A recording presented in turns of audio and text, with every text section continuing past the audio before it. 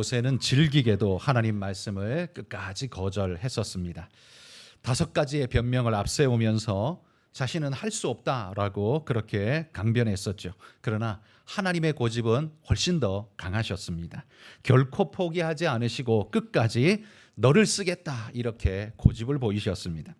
처음에 모세는 이런 끈질긴 하나님이 너무 불편했을 겁니다. 왜 나가지고 그래? 아마 이랬을지 모르죠. 그런데 시간이 지난 이후에 나중에 모세는 자기를 그렇게 끝까지 매달려 준 그 하나님이 얼마나 고마웠을까요? 혹시 이 자리에 앉아 계시는 우리 성도님들 중에 교회에 처음 나오게 된 것이 지긋지긋하게 강력한 전도자의 손에 이끌려서 안 간다고 하는데도 억지로 끌려서 혹시 교회에 오셨다가 예배 한 번, 2번 드리다가 믿음이 생기고 하나님을 만나고 감사와 기쁨으로 지금 예배 생활하고 계신 분 혹시 계시지 않습니까? 아마 그분들은 모세의 마음이 그냥 느껴지실 것 같습니다. 억지로 힘들게 시작했지만 몰라서 그랬는데 나중에 알고 보니까 이게 얼마나 축복된가를 나중에 알게 되는 거죠. 하나님이 고집 부릴 때는요, 복 주시려고 고집 부린다는 사실을 기억하고 여러분 미리 순종하시기를 축복합니다. 오늘 본문은 그런 억지에 떠밀려서 이제 애굽으로 내려가고 있는 모세의 이야기입니다. 어쨌든 모세는 하나님께 힘들지만 순종하기로 마음을 먹었습니다. 그리고는 장인에게 자신의 애굽에 잠시 다녀오겠노라 허락을 구하게 되죠. 18절 말씀해 보시면 모세가 장인에게 요청을 구하는데 그 내용을 보면 하나님이 말씀하신 그 목적의 이야기를 하고 있지 않습니다. 그냥 애둘러서 그냥 아주 심플하게 이야기합니다. 애굽에 있는 내 형제들이 잘 있는지 그냥 보고 오겠습니다. 이렇게 간단하게 이야기를 합니다. 그냥 단순 방문 정도의 이야기를 한 거죠. 우리는 모세가 왜 장인에게 그렇게 말했을지 충분히 우리는 짐작할 수 있습니다. 왜냐하면 걱정을 끼치고 싶지 않아서였겠죠. 자식들 그리고 아내, 그러니까 이드로의 딸, 그 강력한 애굽에 데리고 가서 그 이스라엘을 건져내 오겠다고 하면 누가 순순히 보내주겠습니까? 그러니 걱정하지 않도록 그냥 이렇게 둘러서 이야기를 했겠죠. 이 이드로는 흔쾌히 보내줍니다.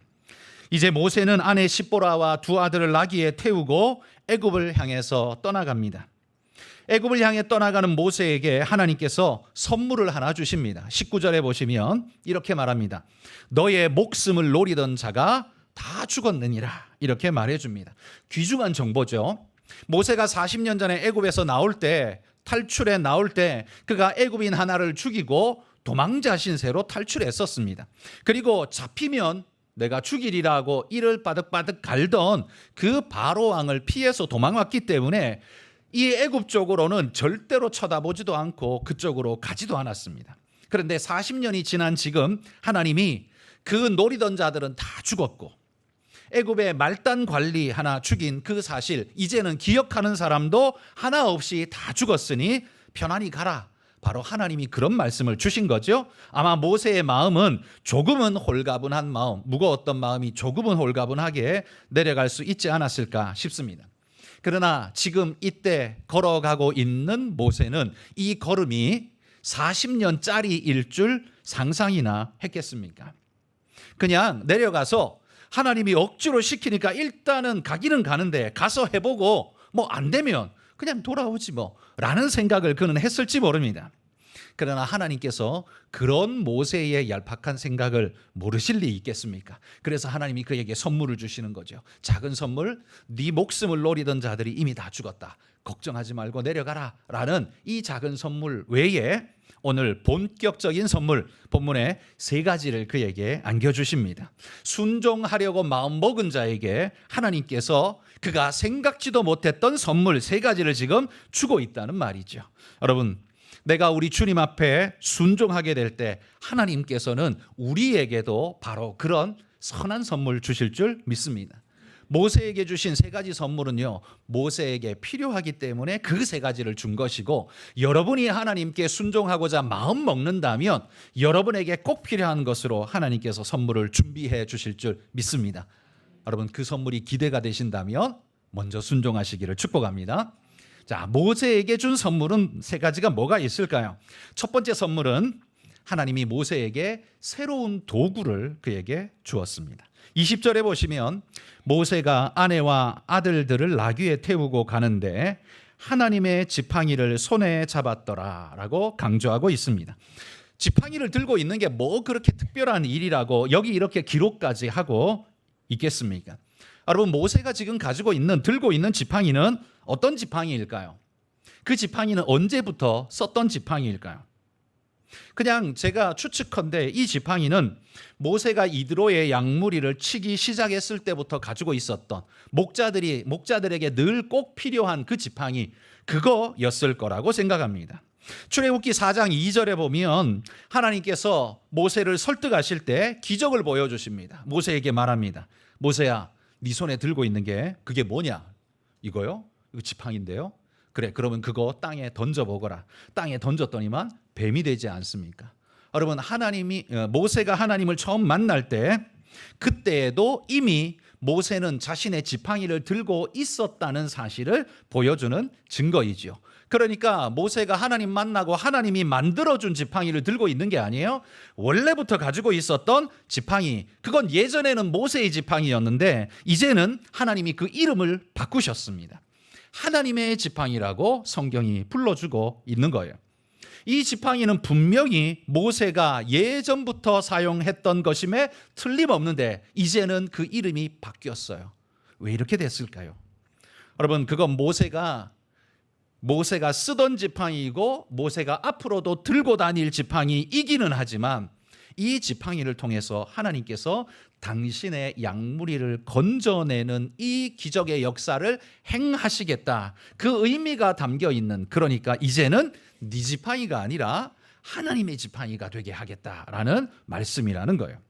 과거에는 양무리나 쫓으며 양무리 엉덩이나 툭툭 치고 다니던 그런 지팡이였지만 이제는 어떻게 해요?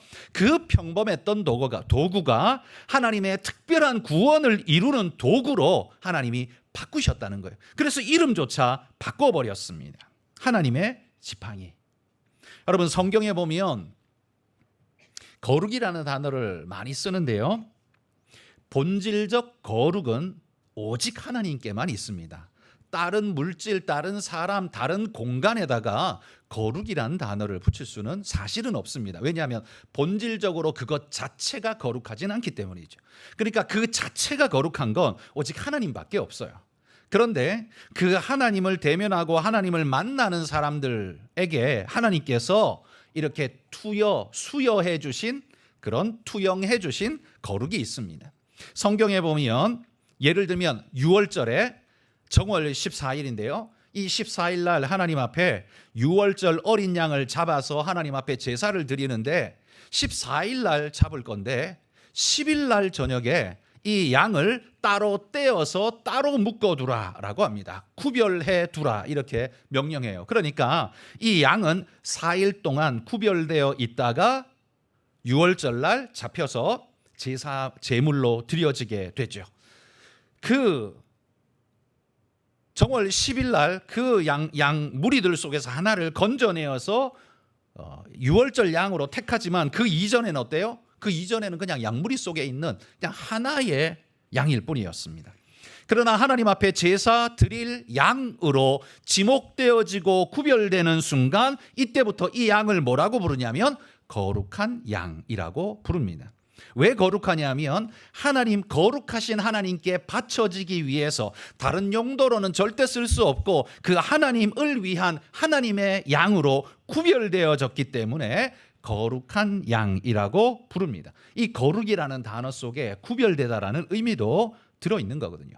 본질의 거룩이신 그분 앞에, 그분을 위해 특별히 구별되어진 것들에는 거룩이라는 단어를 써준다는 거예요. 그런 의미에서 지금 모세가 들고 있는 지팡이는 자기의 지팡이였지만 이제는 자기 지팡이가 아니에요. 거룩한 지팡이가 되었어요. 하나님의 지팡이가 되었다는 말입니다. 하나님께 쓰이고자 했을 때 그때 하나님은 그 보잘것없는 지팡이도 거룩하게 바꾸셨다는 거예요. 저는 이 부분을 여러분과 첫 번째로 주목하여 보고 싶습니다. 여러분, 우리가 하나님을 만나면 여러분 인생에 평범했던 그 도구마저도 하나님의 특별한 도구로 변화시켜서 사용하실 줄 믿습니다. 여러분에게는 어떤 특별한 재능이 있습니까? 도구가 있습니까? 여러분, 과거에는 내 재능이 나 뽐내는 데에만 쓰였지만 예수 믿고 난 다음에 내 심령이 하나님으로 변화되어지고 나면 그때부터는 내 재능이 구원의 재료, 전도의 재료로 사용되어지게 됩니다. 많은 사람에게 은혜를 끼치는 재료로 사용되어지게 됩니다. 옛날에는 내가 목소리가 좋고 노래를 잘해서 그냥 노래방 가서 꽥꽥 부르면서 자기의 기분 풀이를 위해서, 즐거움을 위해서 열심히 했지만 이제는 어떻게 해요? 찬양대에서, 찬양팀에서 하나님의 영광을 위해 올려드리는 재료로 사용될 때 그 목소리는 이제 거룩한 목소리로 하나님이 구별하여 쓰신다는 거예요. 과거에는 내 직장이 우리 가정의 생계용이었지만 이제는 생계용일 뿐만 아니라 그걸 넘어서서 하나님이 역사하시는 전도의 장소로 우리 직장을 바꾸십니다.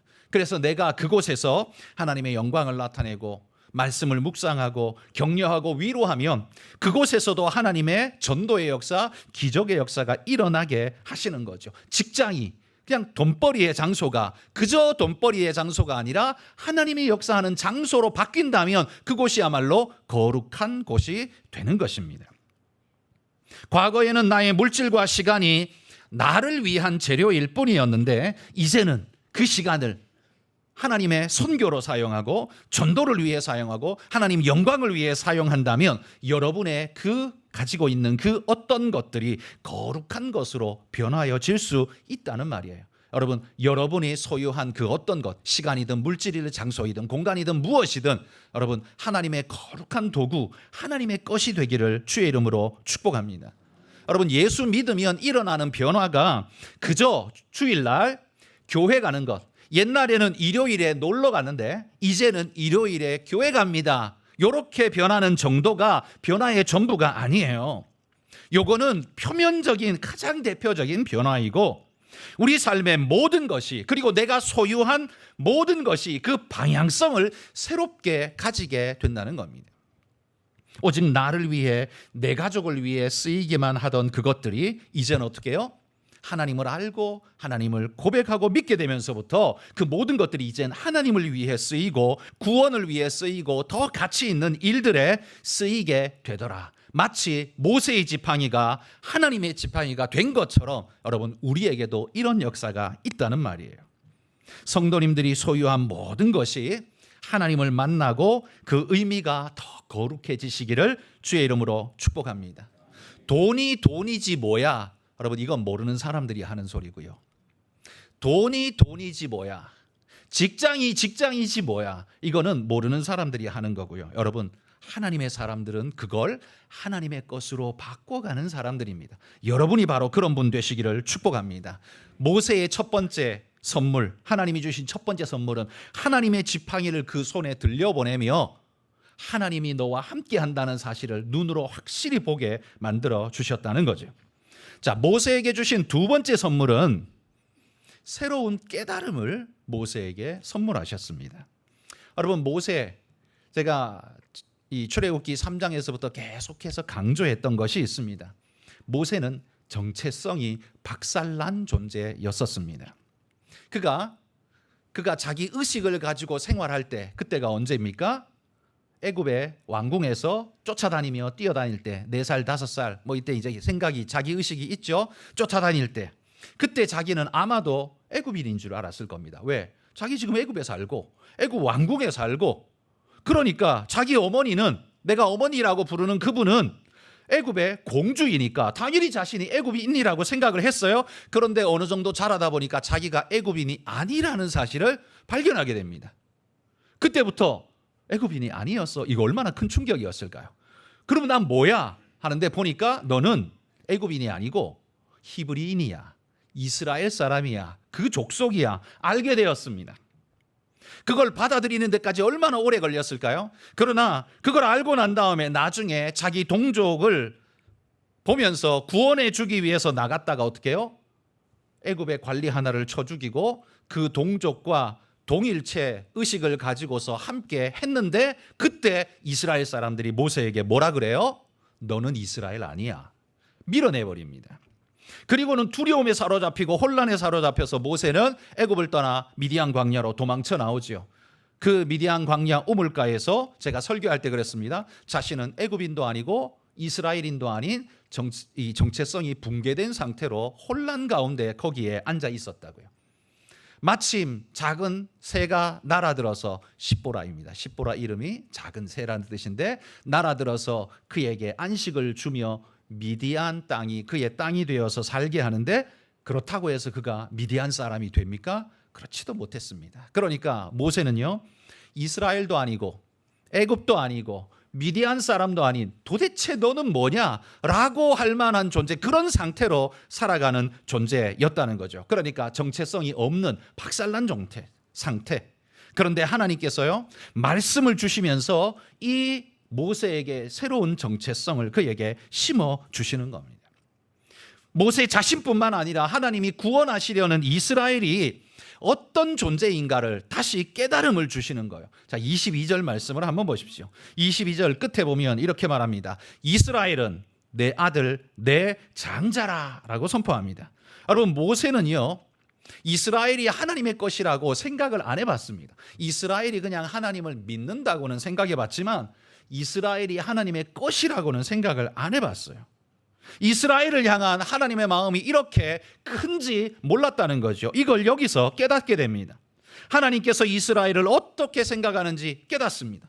여러분, 고대 사회, 지금부터 수천 년 전에는 동양이나 서양이나 상관없이 그들이 다 신의 생각을 가지고 있었는데, 신의식을 가지고 있었는데, 이런 신관의 기본은 위대한 신이 있고 그 밑에 인간들은 전부 그 신을 섬기기 위한 종으로서 인간이 만들어졌다, 이렇게 대부분 가지고 있죠. 그래서 인간의 본질적 존재의 요소는 신을 섬기기 위한 종의 상태로 그렇게 인식됩니다. 애굽의 신화에도 보면 그런 내용의 이야기들이 아주 많이 나옵니다. 그러다 보니까 애굽 왕궁에서 자란 모세는 분명히 그런 신관을 가지고 자라났을 겁니다. 그럼 보나마나입니다. 그런데 지금 하나님은 이스라엘을 향해 부르는데 내 거야, 내 종이야, 이렇게 부르지 않고 놀라운 단어를 사용하는 거예요. 내 아들, 내 장자이니라. 이건 어느 종교에서도 들어본 적이 없는 그런 부름이었어요. 모세에게는 이게 굉장히 충격이었습니다. 고대 신관에는 파격 중에 파격이었습니다. 신의 아들이라고 부른다면 인간 중에 누가 있을까? 그 나라의 최고 우두머리 왕, 내지는 그 제사, 그 신앙의 제사장, 최고 대제사장, 그 정도만 신의 아들이라고 불릴 수 있을지 모르나, 이렇게 민족 전체를 내 아들, 내 장자라 부르는 이야기는 모세는 들어본 적이 없거든요. 여러분, 이 하나님의 부름 앞에 모세는 얼마나 큰 충격, 놀라움을 입었을까요? 그런데 여러분, 하나님은 이 이스라엘 지금 상태가 어때요? 애굽에 종살이하는 가장 초라하고 비참하고 부끄러운 존재들, 이 존재들임에도 불구하고 하나님이 내 아들, 내 장자라고 불러주고 계시는 거예요.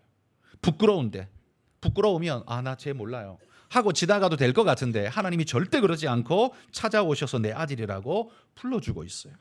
모세는 이제야 깨닫습니다. 이스라엘이라는 이 민족이, 이 정체성이 하나님의 아들이라는 사실을 이제야 듣고 깨닫게 되는 거예요. 그러니까 하나님의 아들이라면 당연히 누구를 따라야 돼요? 아버지를 따라가는 게 당연한 거예요. 그러면 반대로 지금 애굽이 그들을 지배하는 건 뭐가 되는 거예요? 불법한 일이 되는 거예요. 이건 부당한 일이 되는 거예요. 예전에는 당연한 일로 받았는데, 왜? 날 때부터 애굽의 종이었으니까 당연하다고 생각했는데, 하나님의 깨우치심 속에 이것 당연하지 않다는 것이 이제 인식되기 시작하는 거죠. 뿐만 아니라 내 아들, 내 장자라는 말 속에 이건 이스라엘이 어디에 소속되어 있는가를 분명히 보여주는 거예요. 지금까지 모세는요, 이스라엘은 당연히 애굽에 소속되어 있는 애굽의 소유라고 생각했습니다. 모세는 태어나서 눈 떠서 생각이 돌아갈 그때부터 이미 이스라엘은 애굽의 종이었으니까 그렇게 생각하는 게 당연하죠. 그래서 애굽이 이스라엘을 어떻게 부려먹든 그건 당연하다고 생각했습니다. 종으로 부려먹든 아니면 뭐 성벽 공사를 시키든 뭘 시키든 그건 당연하다고 생각했어요. 그런데 지금 하나님 말씀을 들어보니 그들을 그렇게 막 부리면 안 되는 존재들이었구나라는 사실을 그제서야 깨닫게 되었다는 거예요. 우리 소속은 애굽이 아니라 하나님이었구나라는 사실을 깨닫게 되었다는 말이에요. 여러분, 소속이 달라지면 살아가는 삶의 색깔과 모양과 방향이 달라지게 되어 있습니다. 소속이라는 건 여러분 우리의 방향성과 목적성을 달리합니다. 군대에 군인이 다른 부대로 전출을 가면, 전혀 다른 색깔의 부대로 전출을 가면 어떻게 되겠습니까? 이전에 있었던 목적성, 방향성 이건 다 버리고 새 부대의 방향성과 목적성을 가지고서 훈련하고 그렇게 달려가야 그게 정상인 거죠. 소속은 바로 그런 의미를 가지고 있는 겁니다. 여러분, 우리가 예수님의 소속, 예수님 사람이라는 걸 여러분 믿으시죠? 여러분, 우리가 예수님의 사람이라면 여러분의 삶의 방향성과 목적성이 달라져야 그게 정상입니다. 예수 믿기 전이나 예수 믿고 난 후나 내 삶의 방향성과 목적과 생각이 달라진 게 없습니다라고 하면 그건 아직 뭘 깨닫지 못했기 때문에 일어나는 현상입니다. 예수님을 제대로 믿고 나면 우리가 어디에 소속인가를 확실하게 알게 됩니다. 여러분, 우리는 세상 직장에 소속되어 있지만 우리는 세상의 것이 아닙니다. 우리가 흑석동에 산다고, 우리가 서울에 산다고 흑석동의 것, 서울의 것 아닙니다. 우리는 하나님의 것입니다. 여러분, 내가 예수 믿고 나는 무엇이 바뀌었나 한번 돌아보십시오. 예수 믿는 것이 그냥 교회 그냥 왔다 가는 게 그게 예수 믿는 거 아니에요. 그건 그냥 교회 온 거고, 그거는 교회 온 거고 예수 믿는 게 아니라 교회 온 거예요. 그런데 와서 보니까 하나님이 나를 부르실 때에 난 진짜 몰랐는데 하나님이 나를 내 사랑하는 아들아, 딸아라고 부르시네. 내가 하나님의 아들이고 딸이었네 라고 깨닫는 순간 그때부터 내 삶의 자세와 태도가 달라지게 된다는 거예요. 이런 변화가 우리에게 일어난다는 겁니다. 여러분, 출애굽이 이집트에 종살이하던 이스라엘 사람들을 홍해를 건너 끄집어내 오는 일만 있는 게 아닙니다. 보십시오. 지금 모세는 벌써 출애굽이 일어나고 있어요. 어디에서요? 인식의 출애굽이 일어나고 있습니다. 자신이 이 애굽 사람, 애굽에 짓눌린 종, 애굽에 종살이 해야만 하는 존재라고 생각했는데요. 아니에요.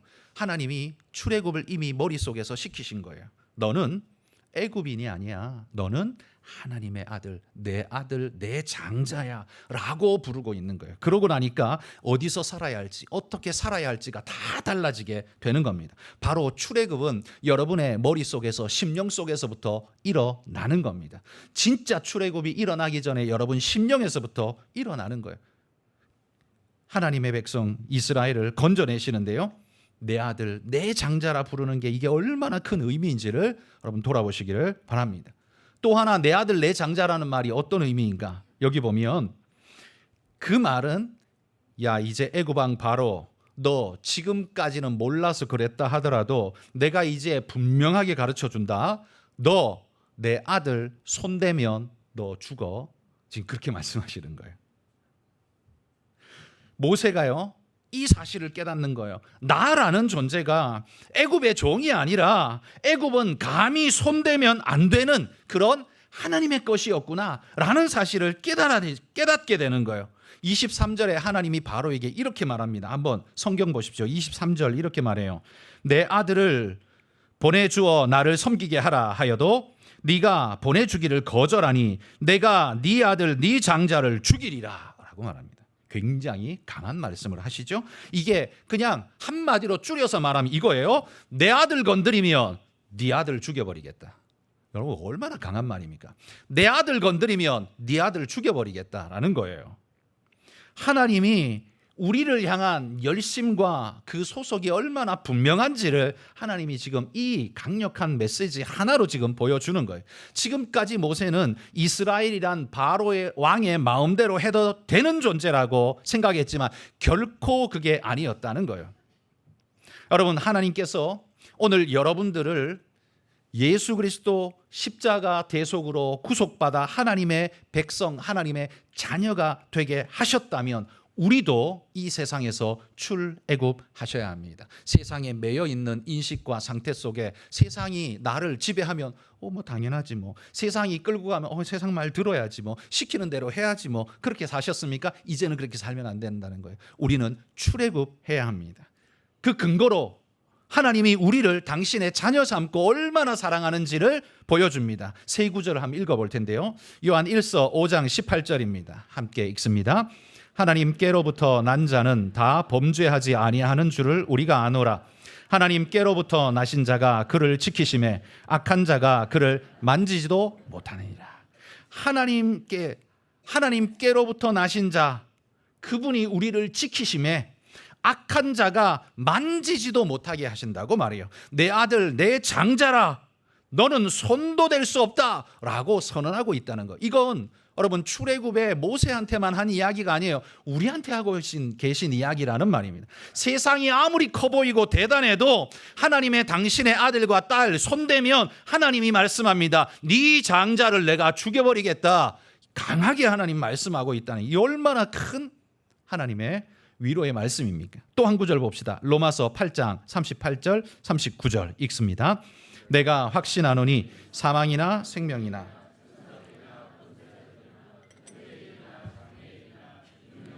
높음이나 깊음이나 다른 어떤 피조물이라도 우리를 우리 주 그리스도 예수 안에 있는 하나님의 사랑에서 끊을 수 없으리라. 우리를 부르신 그 하나님의 사랑이 얼마나 강력한지 그 어떤 것으로도 끊어질 수 없다라고 말해요. 사망도 우리를 하나님과의 관계에서 끊지 못하고 천사나 권세자들이라도 절대로 그럴 수 없다라고 말해요. 하나님이 못 박아둔 이 놀라운 사랑의 애착을 누가 끊을 수 있습니까? 하나님이 우리를 이렇게 붙잡고 계신데 누가 감히 거기에 끼어들어서 회방을 놓고 잘라놓을 수 있겠습니까? 또 한 구절 봅시다. 로마서 8장 37절입니다. 읽습니다. 그러나 이 모든 일에 우리를 사랑하시는 이로 말미암아 우리가 넉넉히 이기느니라. 우리가 넉넉히 이긴대요. 겨우겨우 이기는 정도가 아니라 넉넉히. 왜요? 하나님이 우리를 지키시고 보호하시고 도우시기 때문에 그렇습니다. 성도 여러분, 우리는 예수 안에서 변화된 존재입니다. 모세가 애굽 소속인 줄 알았는데 그게 아니야, 하나님 소속이야. 그걸 깨달았던 것처럼 여러분, 우리도 깨달아야 합니다. 세상의 소속이 아니라 여러분이 하나님의 소속이라는 사실을 자각하고 하나님 백성으로 살아가시기를 소망합니다. 우리는 월급 주는 사장의 것이 아닙니다. 세상이 마음대로 해도 되는 그런 세상의 것이 아닙니다. 감히 손대었다가는 네 아들 죽인다라고 하나님이 엄히 경고하시는 그런 하나님의 자녀들이라는 사실입니다. 여러분, 이런 사실을 깨닫고 나면요, 우리 마음에 어떤 일이 일어납니까? 감격과 확신이 일어나게 되죠. 그래서 신앙의 본질은 바로 이 감격과 확신이 우리의 생명입니다. 내가 예수 믿는데 이런 감격과 확신이 없다면 그건 내가 아직 제대로 보지 못하고 있거나 제대로 믿지 못하고 있다라는 증거입니다. 생각해 보십시오. 애굽에 종살이하는 이스라엘을 하나님이 내 아들이라고 부르는 이 일이 여러분 쉬운 일이었겠습니까? 하나님이 차라리 애굽 왕 바로에게 너는 내 아들이라 라고 말하는 게 훨씬 폼나지 않겠습니까? 모든 사람이 우러러보고 신처럼 떠받들고 있는 그를 너는 내 아들이라 라고 말하는 게 훨씬 자랑스러울 거예요. 그런데 애굽인들에게 짓밟히고 채찍질 당하고 얻어맞고 피투성이가 되고 일자무식에 아무것도 모르는 그런 그냥 나뒹굴고 있는 그 존재들, 그들을 피투성이가 된 그 존재를 찾아가서 끌어안고 네가 내 아들이다 라고 말하기에는 하나님이 너무 부끄럽지 않을까요? 그 높으신 하나님이. 여러분, 우리 자식이 사고를 쳐서 우리가 경찰서에 가서 아들을 찾아와야 한다면 그 앞에 가서 머리를 조아리면서 죄송합니다, 조성합니다 조아리면서 찾아와야 한다면 부모라도 좀 부끄러움이 생기지 않을까요? 그 아들이 시험만 보면 맨날 빵점을 맞고 와서 선생님한테 불려가서 이러면 안 됩니다 하고 훈계를 당하면 그 부모라도 부끄럽지 않을까요? 그 아들이. 그런데 여러분, 같은 인간으로서 부모도 자식을 부끄러워할 수 있는데 하나님이 인간을, 그것도 인간 중에서도 바로 같은 폼나는 존재가 아니라 저 밑바닥 인생, 완전 밑바닥 인생인 이스라엘을 끌어안고 부둥켜 안고 너는 내 아들이라고 말하는 이게 쉬운 일이겠습니까? 그런데 하나님이 지금 그 일을 하고 계시다는 거예요. 그러니 여러분, 성도 여러분, 여러분이 아무리 못났어도 지금 애굽에 종살이하는 이스라엘 백성만큼 못났겠습니까? 여러분은 그보다 훨씬 낫습니다. 그러니 여러분, 주눅들지 마시고 무너지지 마시고 하나님이 이런 이스라엘마저 자녀로 품으시는데 우리도 하나님이 품으심을 나는 확실히 믿습니다. 그런 믿음 가지고 여러분 주님 붙잡고 나아가시는 분들이 되시기를 소망합니다. 하나님이 여러분의 소속을 바꾸셨습니다. 그 소속에 걸맞는 삶을 살아가시기를 축복합니다. 그게 바로 여러분의 출애굽이라는 말이에요. 세 번째 하나님께서 모세에게 주신 선물은 붙들어 매시는 은혜입니다. 여러분 오늘 본문 24절 25절을 한번 보십시오. 우리가 이해가 잘 안 되는 이야기가 거기 나옵니다. 하나님께서 억지로 가라고 그래서, 안 간다는 사람은 억지로 가라고 그래서 모세가 마지못해서 지금 가고 있어요. 그런데 지금 무슨 일이 있어요? 숙소에서 하나님이 모세를 죽이려 하고 있대요. 아니 억지로 보내놓고 왜 죽이려고 해요? 이 말도 안 되는, 이 너무나 충격적인 이야기 아닙니까? 해석이 잘 안 됩니다. 그렇게 끝까지 설득해서 보냈으면 마음이 뒤돌아설까 봐 아니야 괜찮아 가 어서 가 이렇게 떠들어줘야 될 일인데 왜 죽이려고 하죠? 마치 23절과 24절 사이에 중간에 뭔가 한 문단이 통째로 빠진 것 같은, 그 이유가 빠져버린 것 같은 그런 느낌이 들지 않습니까? 이 도대체 뭐죠? 왜 죽이려고 했을까요? 그런데 이거보다 또 더 놀라운 일이 있어요. 그건 뭐냐 하면 십보라의 반응입니다. 남편이 지금 하나님이 죽이려고 한다는 게, 여러분 하나님이 뭐 칼 들고 나타나가지고 모세의 목에다가 칼을 막 들이대고 있는 모습을 십보라가 봤다. 그러면 그건 아닙니다. 그런 식이 아니라 지금 모세가 병들어서 사경을 헤매고 있는 거예요. 하나님이 그렇게 만드신 거예요. 근데 그 모습을 보면서 이 십보라가, 아내인 십보라가 뭘 했는지 보십시오. 성경에 보면 뭘 했어요? 아들 할례를 시켰어요. 남편이 아픈 거하고 할례하고 무슨 상관이죠? 이 십보라가 이 일을 했다는 건 이 둘이 결정적인 인과관계가 있다는 걸 느꼈기 때문에 그렇게 하지 않았겠습니까? 그죠? 맥없이 아들 표피를 잘라내는 일을 했겠습니까? 어떤 목사님이 이 부분을 가지고 설교 이렇게 말씀을 하셨습니다. 십보라는 미디안의 제사장 딸이기 때문에 아브라함의 언약, 곧 할례에 대해서는 아마 잘 몰랐을 것이다. 그러기에 십보라의 아들, 모세의 아들 두 아들이 있는데 그 아들들은 모두 할례를 받지 않았을 것이다. 이렇게 이야기를 합니다. 그런데 저는 이 말이 맞다고 생각합니다. 왜냐하면 지금 할례를 행하는 걸 보면 분명히 이전에 할례를 안 했어요. 그렇죠?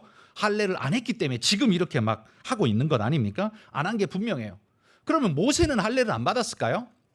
저는 모세는 할례를 받았을 거라고 생각합니다. 왜냐하면 모세는 태어난 지 몇 개월 동안, 태어나서 몇 개월 동안 부모랑 같이 살았어요? 3개월을 같이 살았어요. 근데 이스라엘 백성은 태어난 지 며칠 만에 할례를 줘요? 8일 만에 할례를 줘요. 그렇다면 모세는 부모님으로부터 할례를 아마 받았을 거라고 생각하는 게 자연스럽지 않습니까? 모세는 할례를 받았을 거예요.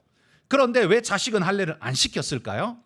아마도 그건 모세의 정체성이 박살났기 때문에, 무너졌기 때문에 해야 하는지 이걸 하지 말아야 하는지에 대해서도 분간이 안 가는 상태였기 때문에 아마 그랬을 것 같아요. 한번 상상해 보십시오. 모세는요, 자기는 이스라엘도 아니고 애굽도 아니고 미디안도 아니고 난 뭔지 몰라, 나는 도대체 누구지 하고 있어요. 나는 어쨌든 할례는 받았어요. 근데 십보라랑 결혼했어요. 아들을 낳았습니다. 자기는 할례 받았으니까 할례를 해야 될 것 같기는 한데 나 이스라엘 아니라던데. 근데 십보라 입장에서는 또 어떻습니까? 십보라는 갓 태어난 아들에게 그 피부에다가 칼을 대고 싶겠습니까? 그러고 싶지 않겠죠. 그러니까 모세는 지금 정신이 벙벙한 상태고 아내 십보라는 이거 하지 말자. 이 갓난쟁이한테 무슨 칼을 대, 말도 안 돼. 요즘처럼 메스도 아니고 그 시대는요, 이 돌칼이었거든요. 일반인들은 돌칼을 썼단 말이에요. 저 높은 사람들이나 청동검을 썼지 이게 돌칼을 썼단 말이에요. 그 돌칼로 애기 살을 찢어내야 한다는 게 이거 부모로서 이게 하겠습니까? 그러니 당연히 안 한다 그랬겠죠.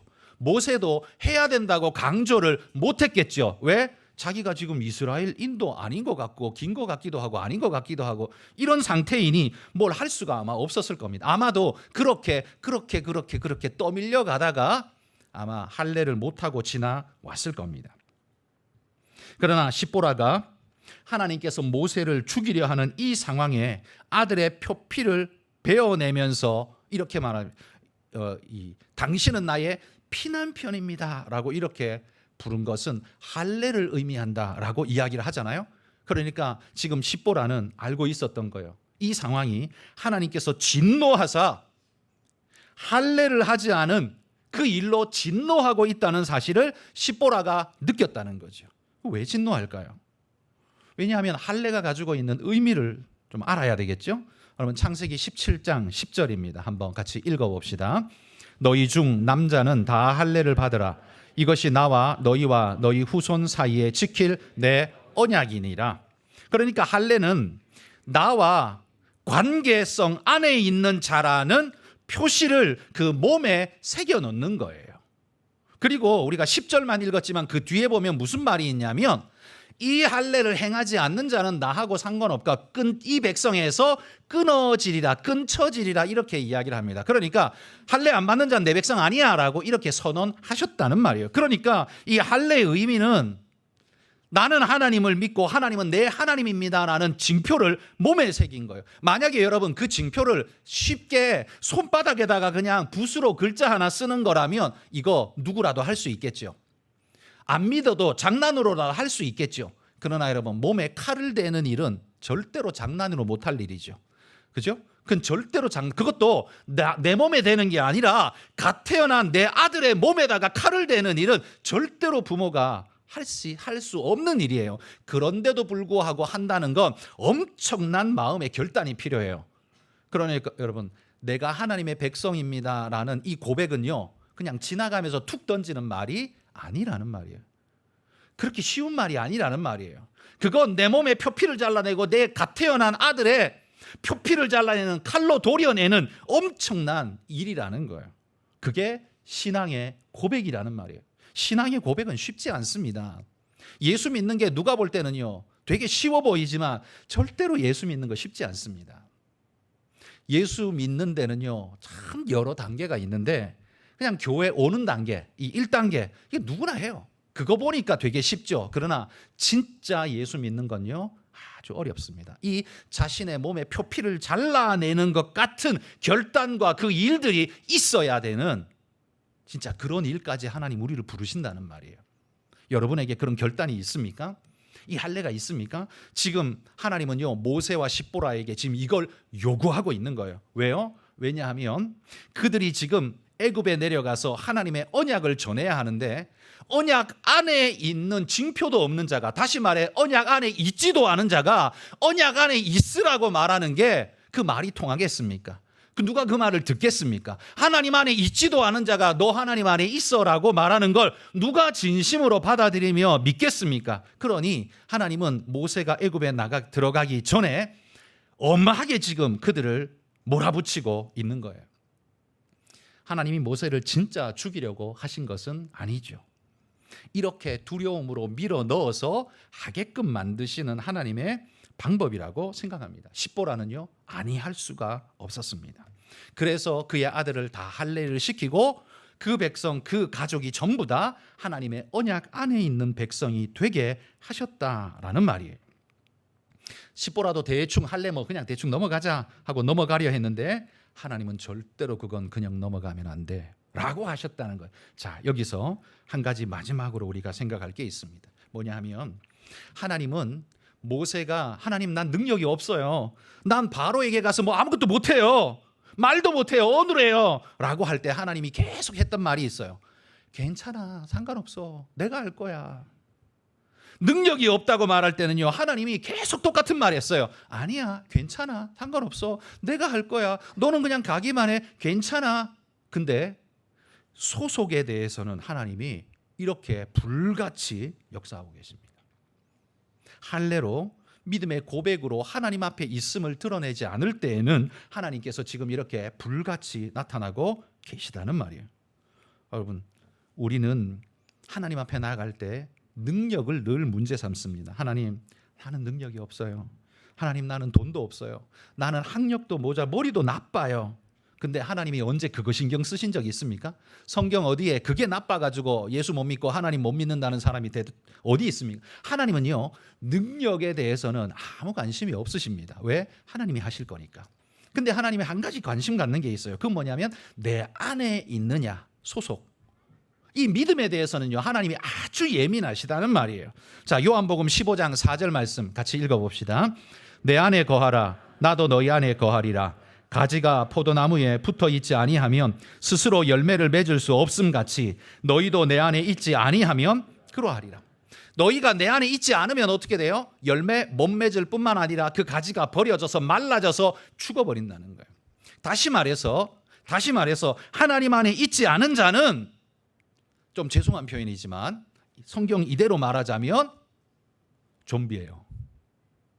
걸어는 다니는데 죽어 있는 존재라는 말이죠. 그래서 우리는 죽었던 존재이지만 그리스도 안에서 살아난 존재가 되지 않습니까? 그죠? 그래서 여러분, 주님 안에 있어야 그 생명의 공급을 받고 살아납니다.